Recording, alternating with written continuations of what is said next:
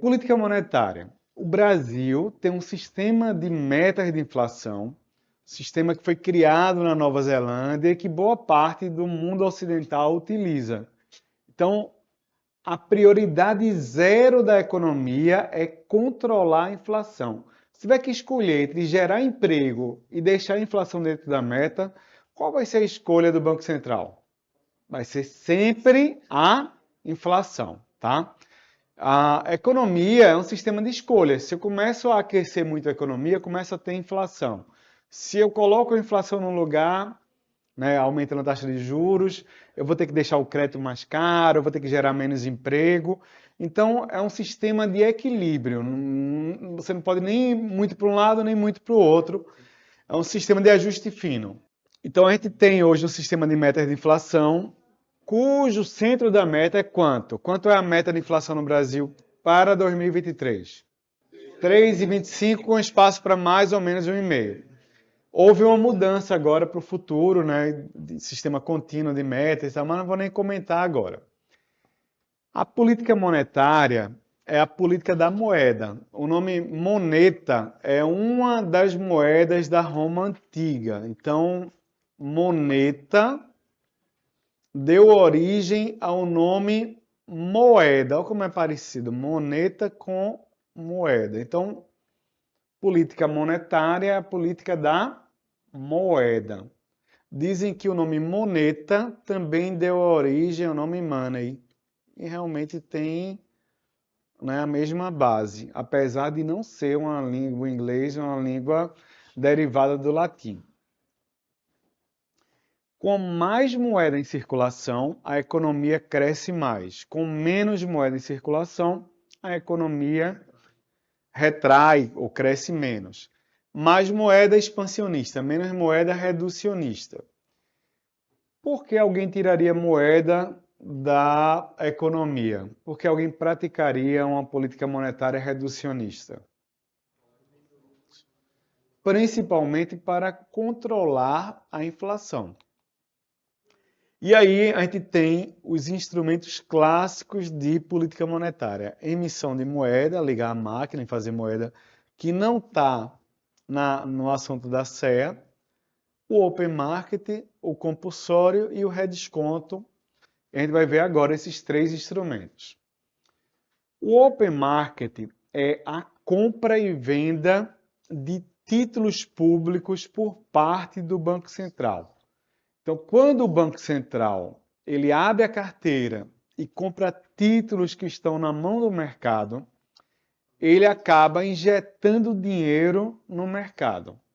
Então, só uma prévia antes, o Tesouro Nacional, ele é o primeiro a emitir o título, quer dizer, é o único que emite o título, tá? Então, o Tesouro emitiu um título, esse título foi parar no mercado, na mão de um banco, como o Itaú, o Bradesco, e o Banco Central vai comprar e vender títulos que estão na mão do mercado, ou seja, no mercado secundário, títulos que já foram emitidos. Quando o Banco Central abre a carteira e compra títulos que estão na mão do mercado, ele está alimentando o mercado com dinheiro. E aí a economia cresce. Quando o Banco Central faz o contrário, ele vende títulos para o mercado, ele está tirando dinheiro do mercado. O mercado está dando dinheiro para o Banco Central que está entregando títulos. Ou seja, ele está fazendo uma política monetária reducionista, ele está enxugando a liquidez. Entenderam isso? Então vamos lá. Se o Banco Central quiser controlar a inflação, ele vai comprar ou vender títulos públicos?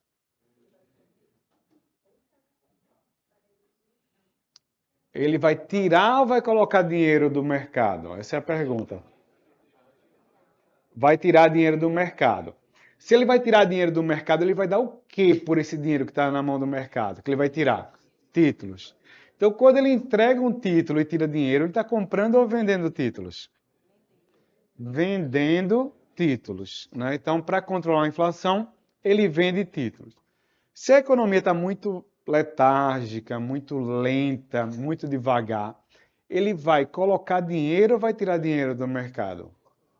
Vai colocar, ou seja, ele vai comprar títulos, né? Então vai ser fazer uma política monetária expansionista. O open marketing, em português, quer dizer operações de mercado aberto, que são as operações com títulos públicos que já foram emitidos, né, que estão no mercado secundário. Essa é a principal política monetária, é o principal instrumento de política monetária. A prova, no passado, perguntava qual dos 3 instrumentos é o principal, é o mais usado. O principal é esse aí, são as operações de mercado aberto ou open market. Tá certo? É o do dia a dia. Qual é o segundo instrumento? É o depósito compulsório. O depósito compulsório é um depósito que os bancos comerciais fazem no Banco Central. Então, se eu colocar R$100, tá, no meu banco e amanhã for sacar, existe o risco do banco ter emprestado os R$100 que eu depositei para outra pessoa e não ter mais o meu dinheiro.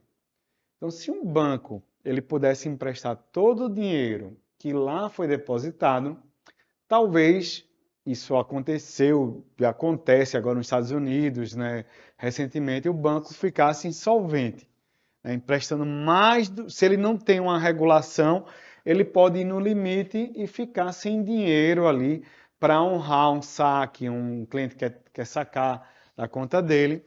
E aí os bancos centrais obrigam que uma parte do dinheiro que é depositado no banco seja depositado no Banco Central para manter a solvência do sistema como um todo.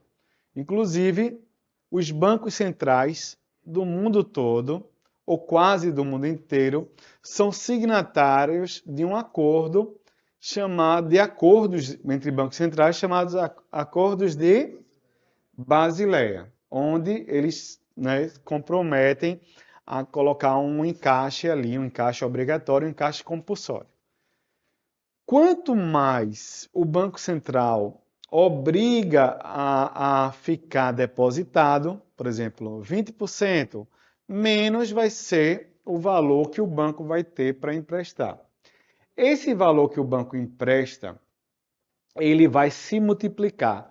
Se eu coloquei R$100 no banco A e o banco A emprestou para uma pessoa R$80, que colocou no banco B e colocou 20% lá, ou seja, 16, o banco B emprestou para uma terceira pessoa, essa mulher aqui, R$64. Aí você observa que R$100 se transformaram em 100, mais 80, que foi alguém que sacou aqui uma parte do dinheiro que eu depositei, que colocou nesse banco e outra pessoa já sacou 64 e esse dinheiro vai se multiplicando. É um multiplicador monetário que a gente estuda em economia. Ou seja, os bancos criam dinheiro e não criam pouco dinheiro não, criam muito dinheiro. Toda vez que o governo obriga a uma taxa maior do compulsório, ele acaba tirando bilhões de reais da economia. Ou quando ele reduz o compulsório, ele injeta bilhões de reais na economia por causa do multiplicador monetário. Então, o depósito compulsório, a alíquota do compulsório, que vai variar para CDB, vai variar para conta corrente, vai variar no dia a dia, pode ser 20%, pode ser 30%, pode ser 10%, a depender da política do governo, é também um instrumento de política monetária. Então a pergunta é, se o governo quer fazer a economia crescer mais, ele deve diminuir a alíquota do compulsório ou aumentar? Diminuir.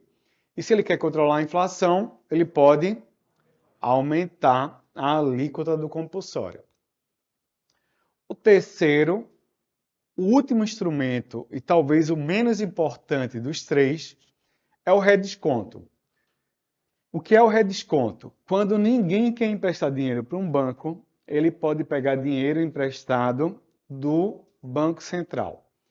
Então, ele vai pegar uma parte daquele dinheiro que ele depositou lá de volta, por isso que o nome é redescontar. E a taxa que é cobrada é chamada de taxa de redesconto.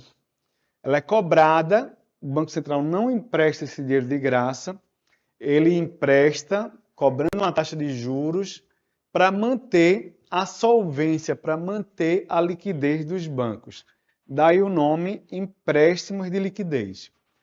O quanto o Banco Central vai cobrar de juros vai determinar se os bancos vão pegar muito ou pouco dinheiro. Ou seja, vai determinar o volume de empréstimos de liquidez, ou seja, fazer com que tenha muito recurso na economia ou pouco, mais ou menos liquidez na economia, fazendo a economia crescer mais ou crescer menos. Então, pessoal, recapitulando, quais são os 3 instrumentos de política monetária? Open Market, compulsório e redesconto. Política monetária expansionista. Exatamente. Vem do compulsório, o redesconto. Política monetária expansionista.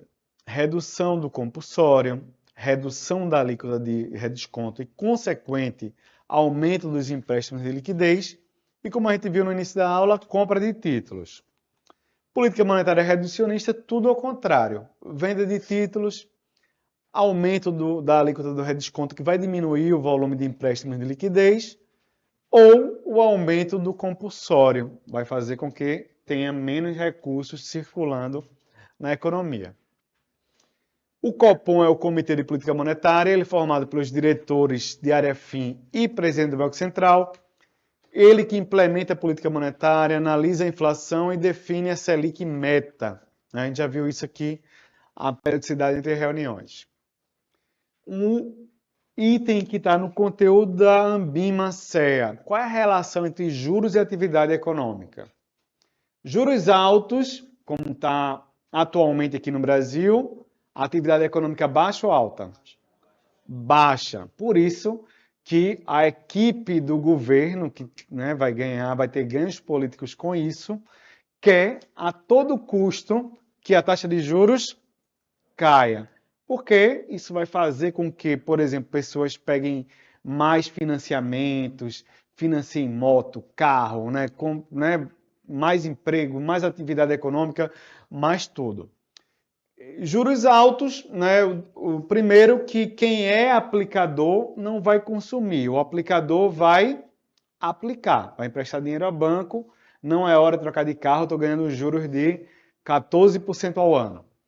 O tomador de empréstimo, nem se ele quisesse, porque ele não consegue nem pagar a parcela do financiamento. Quando os juros caem, o aplicador diz, poxa, para ganhar tão pouco eu prefiro trocar meu carro, eu prefiro consumir, fazer uma reforma na minha casa. E o tomador de empréstimo sempre quer dinheiro. Aí ele diz assim, agora, eu consigo pagar essa parcela, o banco agora me empresta que está na minha margem.